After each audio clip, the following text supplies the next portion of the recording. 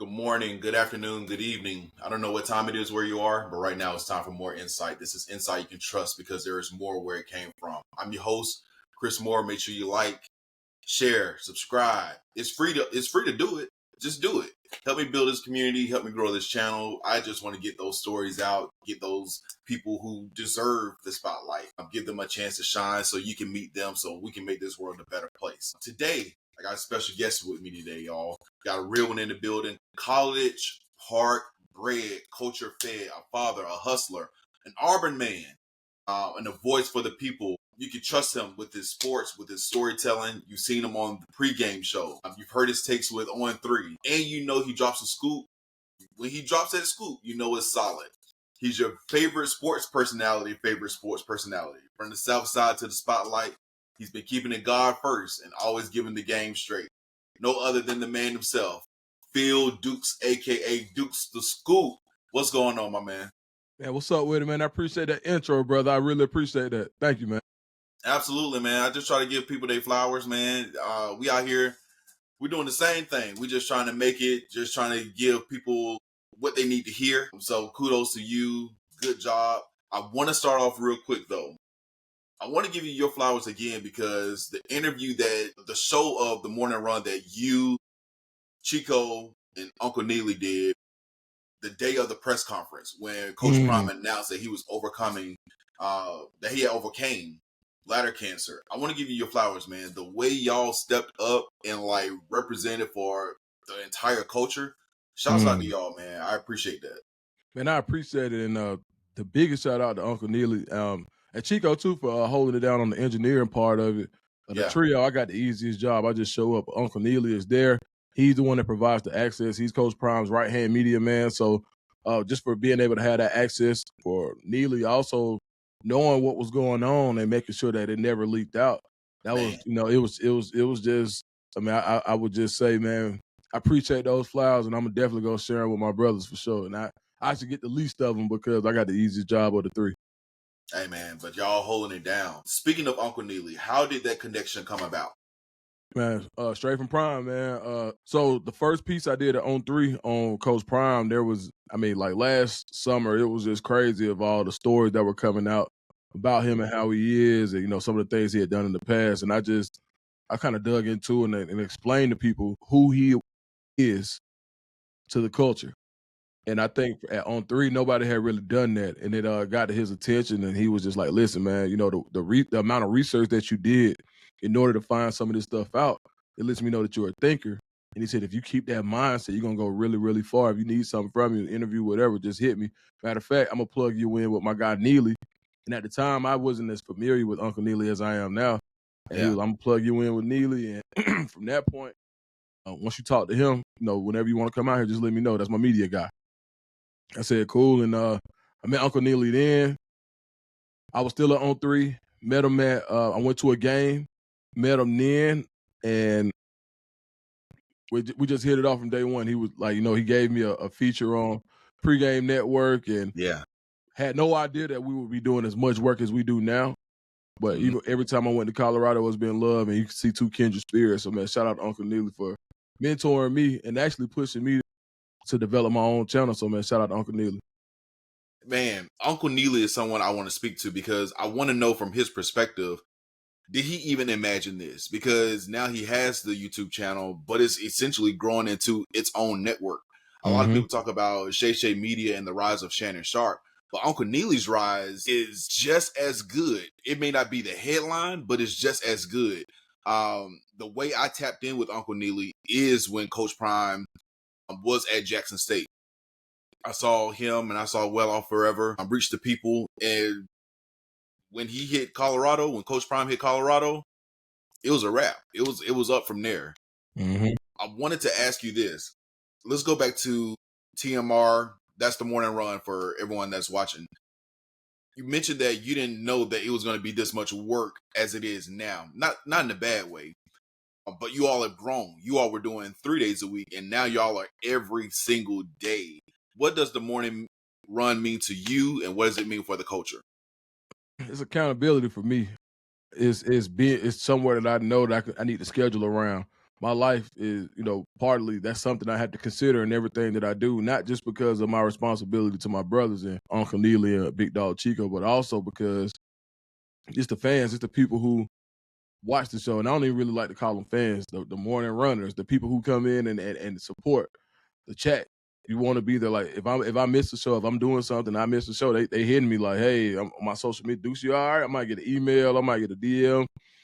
So it's important to build community, and I think there's also accountability that goes along with it. So I think that by being able to be accountable, letting people know where we'll be every day, at what time you can find us, I think is big. And I think being able to provide that 5 days a week just goes to show you how much people value accountability and value quality entertainment. Man, and y'all do a great job of it. I am proud to say that I can tap in. Fortunately, I have a job where I can tap in and watch. The way y'all have grown, the chemistry that y'all have is undeniable. The way y'all bounce off each other, the way y'all like make Chico like the butt of the jokes. Pause. Make him the joke, but he takes it in stride, and then he just bounces right back, and it's a good brotherhood, and y'all can tell that y'all get along off camera. So that's I dope, think too, man. man. I think one of the things that really, I don't think people really realize how much Chico sets us up to be able to be funny Yes. at his expense. And Yeah. I think sometimes I see in the comments, they're like, oh, y'all need to stop picking on Chico. I'm like, man, that's really, and I don't usually say this out loud, but man, that's really the strategy. It's like Chico is like, look, people come to see people do this, and he says things purposely too. And I think a lot of times people get it confused, like Chico ain't slow by no means. I don't want Nah. nobody to get this confused. Like, Nah. and just for anybody who's watching, man, don't let Chico fool you. Chico is the brains of the operation. Yeah. He's the one that's doing the engineering. He's the one that's coming up with the themes. He's the one that's producing the show, saying, hey, this is what we're going to talk about. And he may text you, he may text me and say, hey, man, I might say this on the show. And I don't want to give up too many in the show's secret, but yeah, for sure.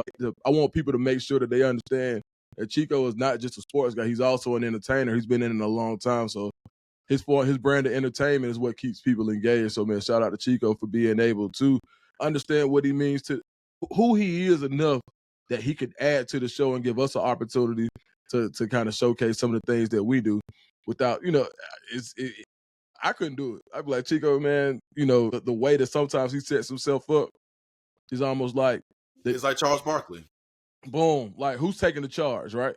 Like, who's the guy who's the guy who's gonna do the dirty work, and he does it for the sake of the show. So I could never be thankful enough for everything that he provides to the show. And talk to me, because you're from College Park, Georgia. How did you even get into sports media? Man, so graduated from Auburn, graduated from Banneker High School. I went to Tri-Cities, Westlake, and Banneker. I bounced around, finally got it together my junior year. Did really well in school my last 2 years. Got a lot of offers to go to different schools. Did really well in the SAT. And it was all no athletics. It was just going to be just straight school. And I made a decision, like, that's what I wanted to do. So I chose Auburn eventually, went to school, and from being a guy from College Park, back then, if you're familiar with the area, then you know that Auburn is closer to College Park than University of Georgia is. So it was nothing for me to hop on 85. So I stayed in the athletic dorm, and the people that kind of, I guess, took to me the best, or the people that I had the best relationships with, were guys from like similar areas, and most of those guys played some type of sports. And there are a lot now. I will say, like Mobile, Birmingham, Huntsville, ton of engineers, black engineers from those schools. So Auburn had a really good program with that too. So I made friends with everybody. Ended up throwing parties. I was a guy I bought clothes, almost like the ultimate hustler. Like that was big back then, like Dame Dash. But y'all hustled everything. It didn't matter if I was throwing parties, selling clothes, party favors, so to speak. Like, it didn't matter. Whatever it was, I had it for sale. So I was able to build relationships. And I guess probably 2020, every year there would be somebody on the coaching staff that I knew that I could just talk Auburn football with. Then around 2019, I had a buddy of mine was like, hey, man, these guys, like, for 24/7 on 3, some of these guys make 6 figures. I was like, for real? He was like, yeah, the big ones, like, a lot of these guys make some real money. He was like, but they're saying the same stuff that we talk about. Like, they call me for the information, put it out, and they make the money. I could get this to you. And so I go to 20. So at the top of 2020 during COVID, I go to 20. I hit 24/7. I'm like, the Auburn site. I'm like, hey, look, I know a lot of this stuff that's about to happen. Just give me a job. But It doesn't work like that. These guys go to school for journalism, like they put years and years in their craft, and I'm just thinking that, hey, I'm hot stuff. I know what you know. Give me a job, and it doesn't really work like that. I'm gonna tell you what Auburn offered me. They said, look, you could be a quality contributor, and we'll offer you not Auburn Undercover 24/7. They offered me a free subscription, and I was like, a free subscription? All right, well, I tell you what. So I went and made a Twitter, and I just started spewing out recruiting information that should be behind paywalls, and I built the following quickly. And then that following year, after I'd done it for so long, I got a call from Joel Cox at CBS Sports, the VP of Talent Development, Talent Acquisition. And he called me. He was like, look, dudes, I don't know what you are, but you're something. Let's find a role for you. We'll create a role for you. And so I got into the CBS Sports system, became an employee, started off at 24/7 Sports, did that for a couple of years. That was 2022 when I was an official CBS employee. Did that for 2 years at Auburn. 2024, on 3 Sanitary, CEO on 3. Sees an interview that I got with KJ Bolden, who was a 5-star. He had talked to no one at the time, but I had a relationship with his parents from back in the day, like just who I am in Atlanta. We had mutual friends. They gave me the only interview. It was like, look, dudes, and we would talk about his process. They would ask questions, and they asked me what I wanted, and I was like, man, you just give me an interview, I'm good. And they were like, for real? Like, yeah. And they gave me the only interview. It went crazy. Shannon Terry, CEO on 3, calls me. He was like, look, whatever they paying you, they ain't paying you enough. Come to on 3. I go to on 3. I do that for a year. Came to an agreement where, it wasn't going to work the way that I thought it should work, and they thought it should work. Yeah. And that's a story in itself we probably get into. But yeah, man, that's how I got my start, from going from a guy just talking to coaches at Auburn who I went to school with, and ended up becoming a voting member of the Media Pro Football Writers Association. Crazy. I appreciate that story, man. I'm definitely inspired. I'm on this same journey. Some told me get from behind the camera to in front of the camera. So here we are. Fortunately, some good things have been happening, and I just look forward to the future. What will be some type of advice, some motivational things or lessons learned that you can give to young creators like myself and people who are new in this sports media space? Consistency. I think being consistent is the most important thing. Like, the more you drop, like, people gonna find it. A consistency and thumbnails. Those 2 things have probably taken what I do to another level. And this is stuff that I learned from even being at on 3, where I had a staff of people that were helping, to looking at what they did and figuring out how to automate those things for myself. Even though it's not as pretty as some of the other stuff I had, the consistency has led to the growth of my channel, where we're approaching, I think I'm at 13,000 since January, which ain't, off season, that's pretty good. The first time I did this, it took me 2 years to get 2,000 subscribers. So just looking at patience and consistency are the 2 things that I would give to somebody who wanted information about, hey, or wanted advice about, how do you become a creator, or how do you get your YouTube channel popping? Like, basically, you just got to be consistent and be patient, and understand that, Rome wasn't built in a day. So if you got the patience to do it, then you'll be fine. Just got to keep doing it, and people will find it.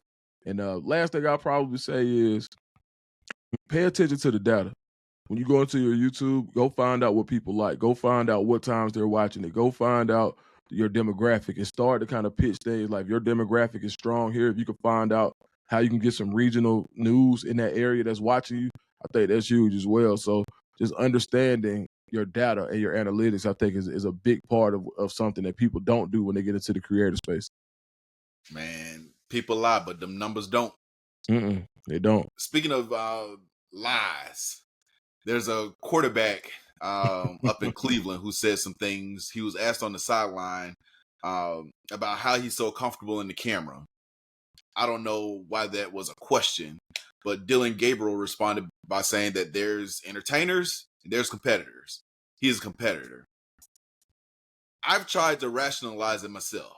I've tried to say maybe that's not a shot at Shedeur, but I can't help but to say it is, because nothing else makes sense. I saw your live on Saturday night. You said that you feel it was a shot. Some days have passed by. It's Monday morning. Let's play Monday morning quarterback.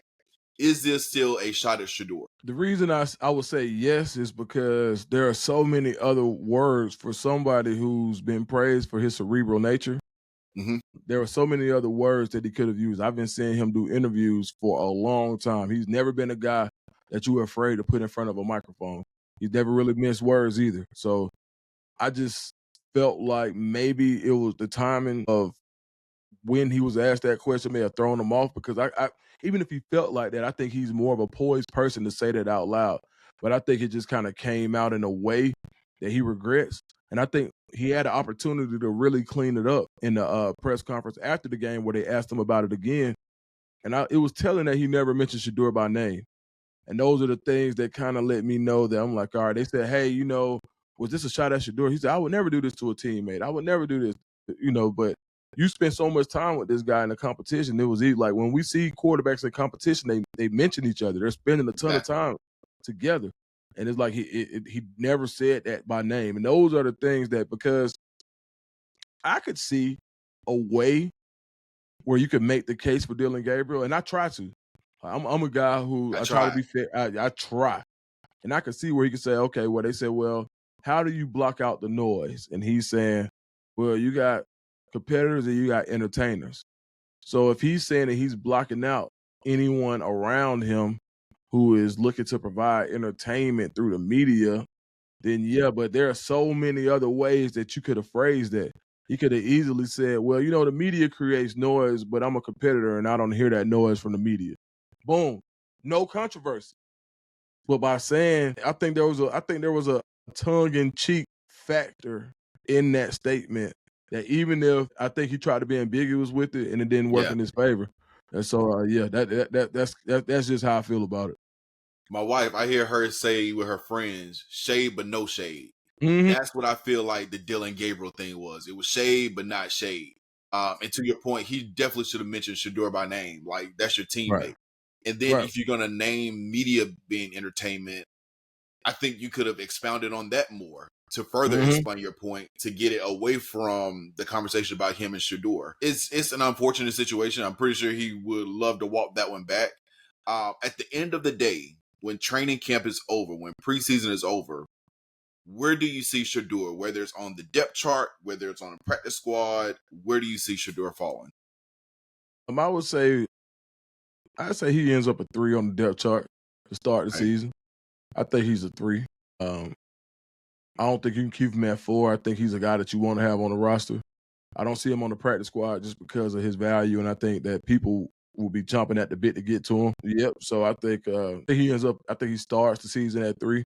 When you look at the injury history of a Joe Flacco, his age, then you look at Kenny Pickett and what he's been able to do in the NFL.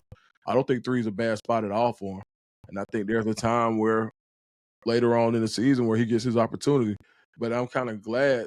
I don't want him to go through this gauntlet at the beginning of the season that Cleveland has of a schedule. I mean, it's a monster of a schedule. I'm good with that, actually. So I would think you start out as a 3, bide your time, continue to get better, and then during the season, he's going to have his opportunity. What I want versus what's realistic are two different things for me. What Mhm. I want is them to, first of all, Cleveland been playing in our face. I believe they believe more in Shedeur than they're letting on because there's no way that you're making a documentary about your quarterback battle. You already know Shedeur is the ticket. Shedeur is going to pay for this new stadium that y'all want. So there's no way that Shedeur is going to hit the practice squad. There's no way that Shedeur is going to be cut from this team. I want him to be on practice squad to go to another team because I just don't believe in Cleveland. But Mhm. Cleveland, they playing in our faces. I'm gonna say that. Yeah, I can go for that, man. I don't think I think I think I think they know what they have.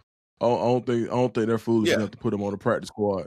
If anything, they would trade him, but I don't think that's gonna happen either. I think they know what Shedeur is, and I think it'll be solidified after this third preseason game. yeah. I definitely believe they're trying to prepare him for the future. I definitely see them molding that team around Shedeur. I don't know where that leaves Dillon Gabriel, but it looks like Kenny Pickett is probably going to be the odd man out from what I'm seeing. It's not ideal to have two rookies, but hey, crazier things have happened, and this is the Cleveland Browns. I mean, you just go look at the RG3 or Kirk Cousins situation from back then, where RG3 was the guy, the Heisman candidate, and they just believed so much in Kirk Cousins that they spent a 4th round pick on him. kind of the same situation almost, except for RG3 was basically the guy from day one without his injury history. Maybe Kirk Cousins doesn't become who he is, but because Washington did have the foresight to draft a guy like that, Kirk Cousins goes on and has this illustrious career where he's literally, I ain't gonna say robbed him, but he's made a lot of money in the NFL. Amen. And I wouldn't be surprised if Shedeur had a similar situation to where he's able to hold the NFL ransom basically with his play. Exactly. From one quarterback battle in Cleveland to there's another quarterback battle in Colorado. Mm-hmm. I feel like Issa Rae. I'm rooting for everybody black. I'm rooting for the Buffs all season. It don't matter who the quarterback is going to be. But who do you see coming out winning the quarterback battle? I think Caden Salter, based on experience, I think that's I a agree. tough spot to put a 17-year-old game one. Mm-hmm. When the first game is played, Juju will still be 17. I think that I don't think it is not because I don't think he's capable. I just think there's no replacement for experience. Exactly. You can even go look at the job market. The first thing they want to know is when you look at the new candidate. It could be a guy from Harvard University who, magna cum laude, all of this stuff, all the internship. But when it comes down to getting the job done tomorrow, you want somebody who's done it before.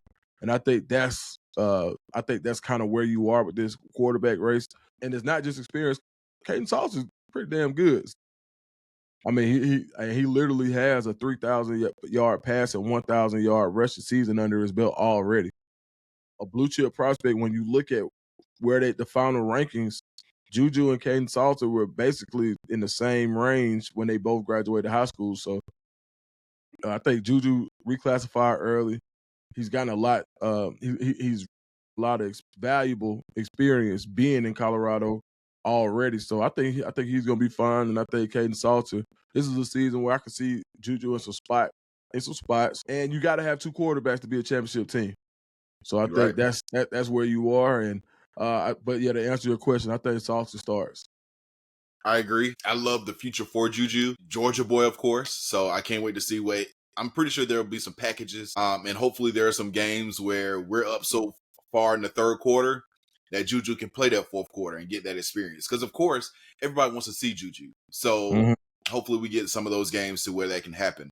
And speaking of those games, what are your expectations for the CU Buffs this season? I think 9-10 wins. I think this roster is really talented. I don't see a team in the Big 12 that scares me, that I think juggernaut when I see them. When I look at the amount of talent on the rest of the teams in the Big 12, I think Colorado is in the top 4, top 3 when it comes to just overall roster capability. When you look at that, where they're good, offensive line, I think this offensive line is going to be much improved. You look at the starts, the experience that they have. He brought in and I said this is the term I used all season, that Colorado top graded. They could have stayed where they were and just only brought in, but they raised the floor so much that they had to start bringing players in over the ceiling. And so now you're seeing players brought in that you had starters last year that you could have said, all right, well, we got a starter there. Said, now we want to get better here, here, here, and here. Regardless, let's compete and let's see how good this guy really is.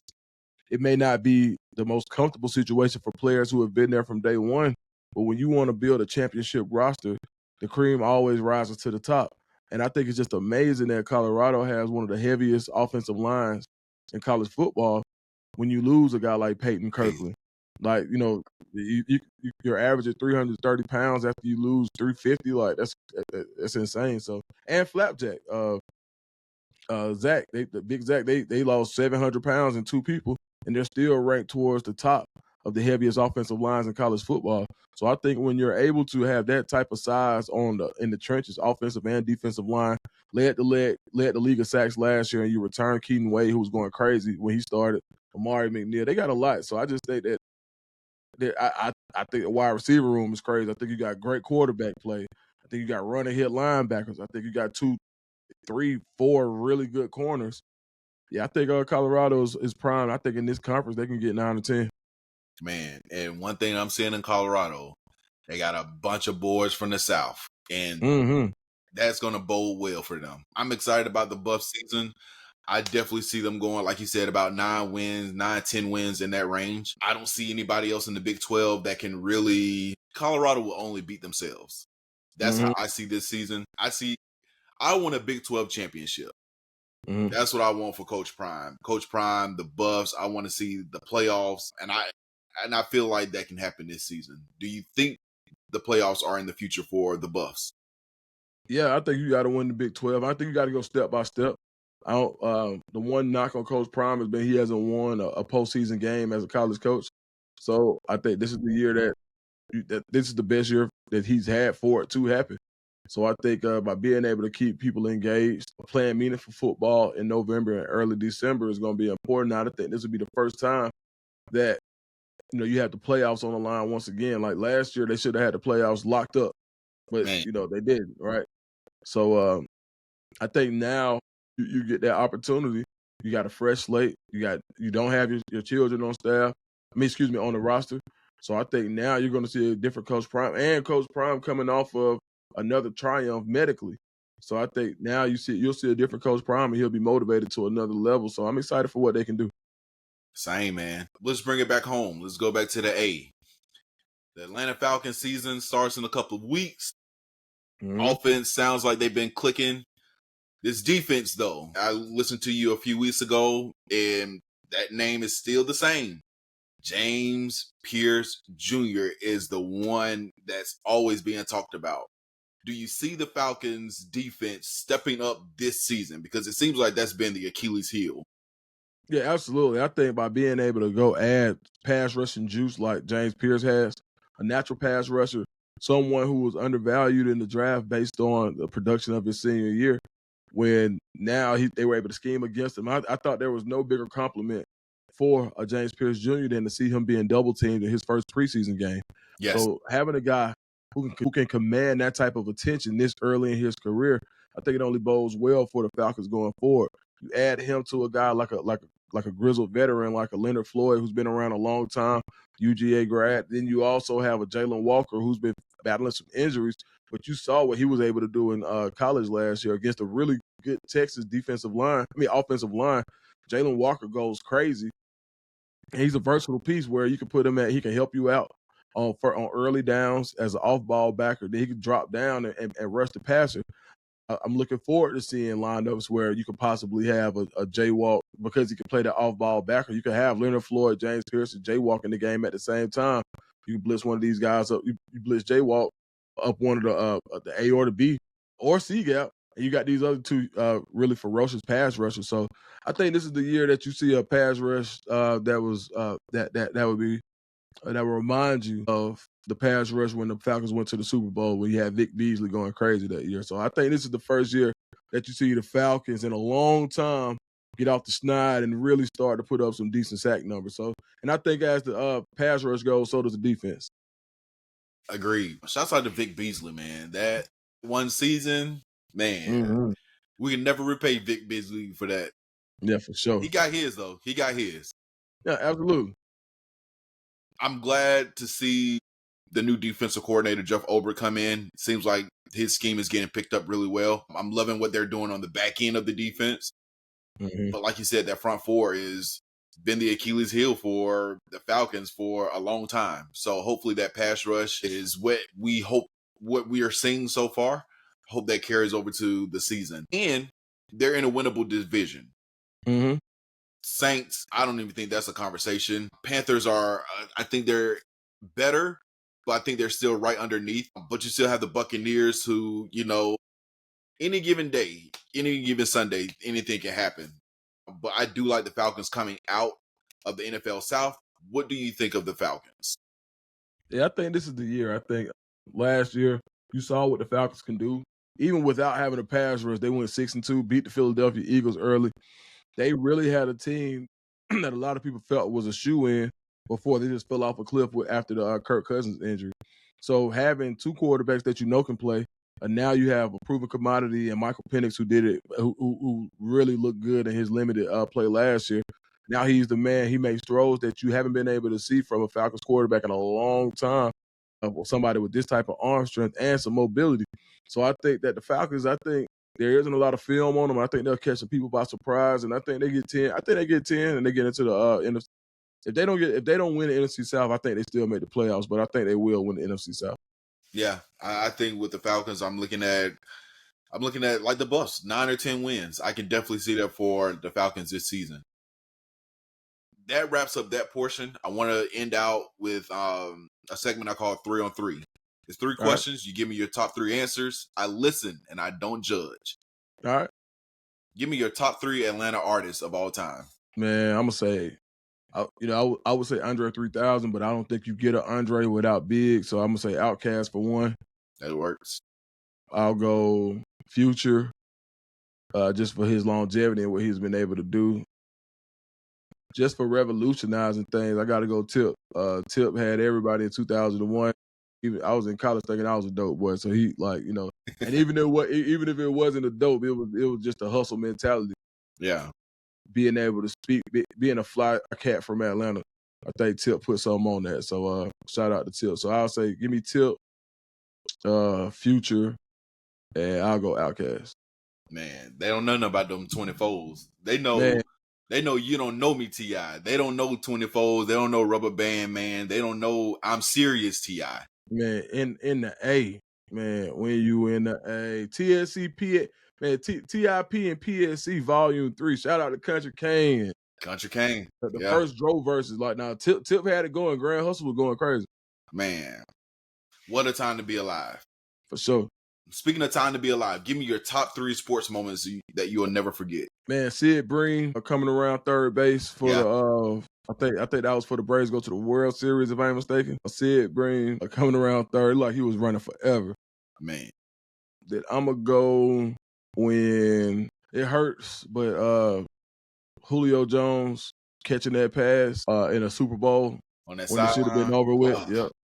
Yep. That was probably the highest point. That was the best I ever felt as a Falcons fan, because I felt like we won the Super Bowl at that moment.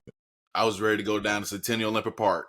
Man, the whole city was lit, man. I hate to bring that up, but that was probably the proudest, most excited I've ever been in a single play in Atlanta. And I'll probably say the second most excited I've ever been as a Atlantan would be when Gary Anderson missed that field goal in Minnesota and the Falcons went to the Super Bowl in '98. I say those 3 probably my top 3. Just fanned out moments where it was like, when Julio made that catch, I was like, yeah, Sid Breen.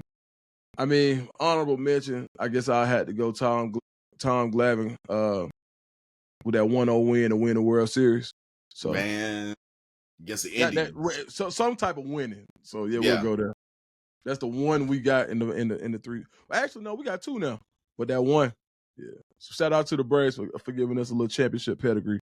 Shouts out to the Braves, man. Shouts out to Atlanta United. That's all we had going for a minute. For sure. Yeah. Being an Auburn man, I thought you were going to add in the kickoff return. Not the kickoff return, but the block kick return against Bama. Yeah. See, I thought it was just Atlanta. My bad. No, you could have went whatever. Oh, okay. Yeah. So Auburn, I'll probably the comeback against the Iron Bowl. Yep. That was dope. I'll just do my top 3 Auburn. I go to when Cam Newton went crazy against Alabama and won it. I'd say the kick 6 with Chris Davis, we beat Alabama. And then I'll probably have to say the prayer of Jordan Hare. Man. Ricardo Lewis catches that tip pass. Yeah, those are probably some good stuff that happened down there in Auburn, man. I ain't gonna hold tricky, man. It's been a long time. It get tricky down on the plains for sure. Man. All right. Give me your 3 favorite players, any sport, any era. And 3 favorite. Shedeur Sanders, first and foremost. Favorite running back, undersized guy, real shifty. Probably the best running back of all time, in my opinion. I didn't see everybody, but the best one I've seen with my own 2 eyes. I'd probably go like Barry. Gotta go Coach Prime, Deion. I don't got I call him Coach Prime out of respect, but growing up it was Deion. Deion, like, just phenomenal for what he did for the city of Atlanta. Man. Playing for the Braves and the Falcons in the same day. That's crazy. So, and then probably somebody one of my favorite players of all time that I don't think nobody ever had like a better college season as a defender. But I'm gonna get, he just retired, man. But the Honey Badger, man, Tyrann Mathieu is one of my favorite players to watch. Of course, I went with undersized guys, but I watched Tyler Matthew, Tyrann Mathieu highlights with my son right now. Like, hey, listen, this is how you do it. He was able to be physical. He was able to cover. He was a problem in return in the return game. Yeah, those 2 seasons at LSU, he went nuts. So man, that's one of my favorite all time guys just to watch. When we talk about safeties, we talk about Ed Reed, we talk about Troy Polamalu. They got to put the Honey Badger up there. Oh yeah, bro. They got to. Like, yeah, I mean, it was just in his era. I think they played him out of so much nickel that people forget about what he was doing, Exactly. and people forget about what he did as a pro too. Like, he balled out as a pro, man. So yeah, he one of my favorites all the time for sure. Went toe to toe with Tom Brady. Mm-hmm. Yeah, toe to toe with Tom Brady, and a lot of people forget that, man. It take a lot to be talking to Tom, but it sounded like Tom started with him. Yeah, I mean, it's true. And then back, man, you know what they say about the Honey Badger? Honey Badger don't care. Honey Badger don't give a. He gonna talk that talk, man. So Yeah, I'm here for it. Great list. A couple more things, and I get you out of here. All right. One, where can people follow you, keep up with you, and then what's next for you going forward? Well, first, man, follow me on Twitter and Instagram at Dukes the Scoop, DUKESTHESEOOP. And man, what's next, man? Just more quality content, man. Check my YouTube channel out, The Scoop with Dukes. Or you can just put in Dukes the Scoop on YouTube, search it, something will pop up. My face will pop up somewhere. Find me. And just quality content. We're doing Auburn, Colorado, the Falcons. We'll get into some Hawks this year. I'm just expanding and just building, just building out. And I don't want to be seen as a one kind of guy. I don't want to see that I represent one team. I want to say I've got relationships with teams that I'll cover probably more strongly than others. But man, I'm just a guy like at the barbershop. You just come in, hang out, man. We talk some sports and we kick it. Hey man, I love it, man. I'm happy for you. I'm happy for what y'all doing at the morning run. I'm happy for Uncle Neely, Chico. Can't wait to see y'all. Y'all got a couple more hours and y'all going live. So 1:00, man. Oh yeah, and man, the morning run is gonna keep going crazy. Like, so sure. I just it's the level, and for anybody who enjoys not only sports, but if you really are a fan of Colorado football or what Coach Prime does, you won't see the type of coverage that anywhere else, the behind the scenes stuff that Uncle Neely gets, and he shares that with us on the morning run. So, and then watch out for the pregame network as a whole too. More projects. I'll have more shows coming there through the season. Uncle Neely have Wednesdays with Warren Sapp. That was a really good segment. Chico will have Prime Parents on his channel. Shout out to Big Dog Chico. And also, I got a project that I'm working on with Well Off. I'm still with Well Off Media, so I've been talking to Dillon Sanders Jr. Bucky about what we'll be doing this year. Man, I'm just excited for the year, man. We're going to keep building it, man. The independent hustle, the best hustle, baby. God is good. That's all I got for you after that, man. God is good. Amen. God out here playing favorites. I see what you're doing for others, Lord. Man, I'm in the neighborhood, and I'm happy for y'all, man. I'm happy to see where y'all grow. Happy to see where y'all go. I'm tapped in. I'm locked in with y'all. The biggest name. Hey, hold on. You just had one of the biggest people currently right now on your show. So he don't. Hey, listen, you in the neighborhood. You ain't in the neighborhood. You in the house. You purchasing the house right now. You got the realtor in the building, man. You already put the down payment down, so you just got to wait on the house to be built. That's it, man. The craziest thing, I was trying to get an interview with him like a month ago. I saw something and it just made me hit up Omar Gooden. I was just on a whim. He told me to DM him. We were supposed to do an interview like this was the third time that we tried to get an interview. I'm persistent. You tell me a time, going behind the curtain, even with you and I, we were supposed to connect like 2 weeks ago. But I'm persistent, man. I ain't scared of no. I ain't scared of none of that. That's the worst thing that can happen is you tell me no. The best thing that can happen, we interview and it pop off. So God be showing out, man. So I'm grateful for it. But I want to get you out on this. Name one person that you know that I should interview. One person that you should interview. I'll probably go with Uncle Neely. I was hoping you would say that. Yeah, you need to go Uncle Neely. That's who I'm trying to connect with now, man. And I know it's gonna happen when the time hits. So yeah, either him or Chico for sure. Absolutely, they both got interesting stories. Like sometimes I be in awe. Like man, that's how I be when I watch y'all. So I just be in awe because the stories that y'all have, the camaraderie, the chemistry, y'all are undeniable. Y'all are dope. And I appreciate that. y'all. And I'm gonna make sure everybody sees this. Make sure y'all tap in. Make sure y'all lock in. What makes me laugh is like when you watch the pregame show and you get that intro, and then this is white couple. We're down with Uncle Neely. That's my stuff, man. I love what y'all doing, man. So shouts out to I y'all. appreciate it. Keep your head up. Stay encouraged, man. Last thing, any shouts out to anybody that you want to give, any flowers that you want to give to anybody? It's your stage. You take that time. Man, shout out to God, man, because without him, none of this is possible. Every time I think he done gave me everything that he gonna give me, he give me some more. So even when I'm not deserving. So, man, shout out to God, man. Love you, man. I appreciate it. Absolutely. Absolutely. Phil, I appreciate you. Dukes the Scoop, I appreciate you. And we'll definitely lock in. We'll tap in and get some more content going, man. All right, for sure, man. See you soon, brother.